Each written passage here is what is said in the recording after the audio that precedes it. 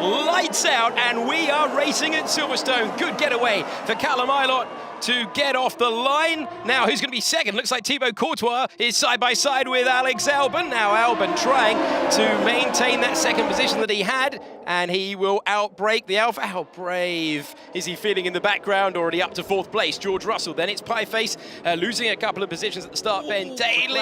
And there was a problem in the background there for Ben Daly. He was falling down the order. Cars absolutely everywhere, but Callum with the lead as Albon defends from Courtois, who's feeling very racy indeed, and he can't find a way by. Alex Albon hanging on to second place all the while. George Russell trying to pick these two off.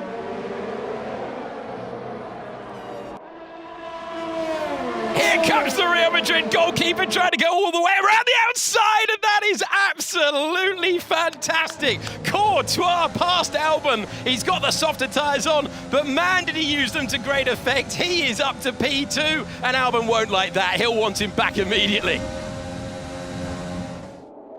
He tries to retake that second place. How brave is Courtois feeling? All the while, George Russell, the driver we go on board with, is saying that'll do. He's on the same tyres as his good mate Alex Albon. He's looking to try and take third place as they go onto the Wellington Straight, and the Williams driver looks to have the inside line. He's got P3, and all of that battling with the Real Madrid goalkeeper has helped George Russell get ahead of Alex Albon. Here's George Russell going to get past Courtois up the inside. Now, here we go, George Russell trying to take the position into Brooklands corner, and by the time he gets to Lovefield, Courtois like, nope, I'm at the front, this might not ever happen again, but when the power is applied, it's George Russell up to P2. Now, can Alexander Albon, who went around the outside of an Alpha in the real thing here last year, trying to dive to the inside in the virtual Grand Prix and take third place, and he runs Courtois off the road. George Russell P2, Albon in third now, Courtois down to fourth. What engine does he go? He's been overtaken by a professional goalkeeper. Further back, Robert Schwartzman trying to get past, and now getting past Ben Daly, late on the brakes. Maybe too late on the brakes. Oh, and they're banging wheels in the middle of Lovefield as the Ferrari gets ahead and stays ahead. As we can see once again, I don't think, unless Alex Albon may be looking. Albon was thinking about, there he is, Alex Albon up to second place, and George Russell, who for so long has been ahead, makes his way by, and now it's Albon's turn to lead these two. Oh, Alex Albon with the penalty.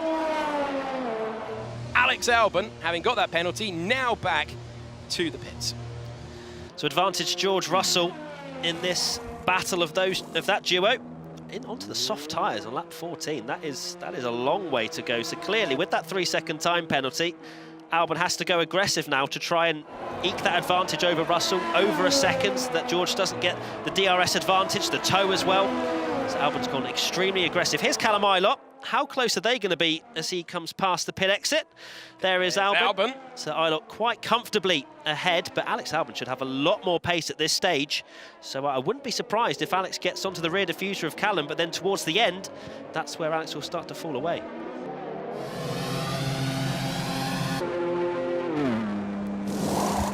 Say goodbye to the mediums, say hello to the softs, and back out he goes. Robert Schwartzman also in the pits as well from P2. Now, where does George Russell exit?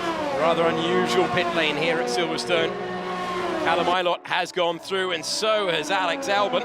He's got that 3-second time penalty. You can see George Russell comfortably within that margin at the moment, but it wasn't very comfortable between keeping the margin over Enzo Fittipaldi.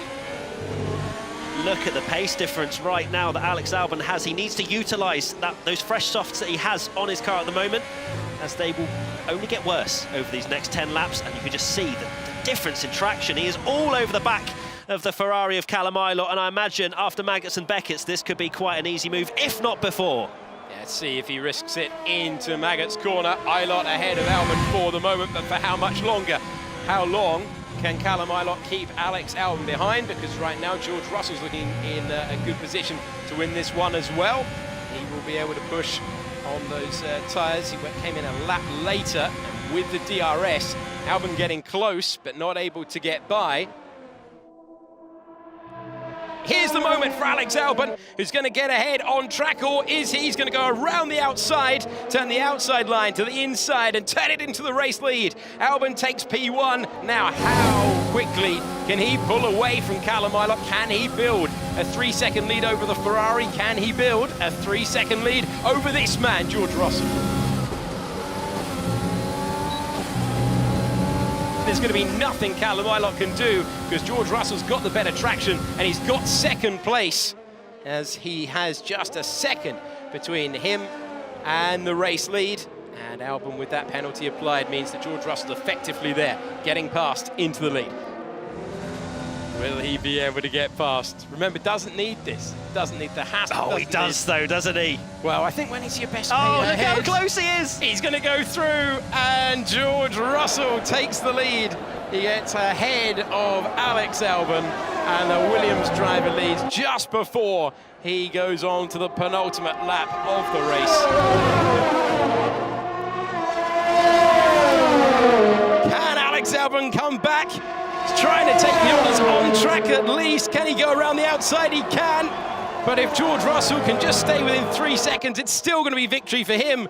So it will be Alexander Albon over the line in P1. But when you apply the penalty, it's going to be 5 virtual GP in a row for George Russell. When the penalty's applied, it's George Russell who wins at Silverstone after a fantastic battle with his good friend Alex Albon. And George Russell in a virtual Grand Prix, it always seems to end in victory.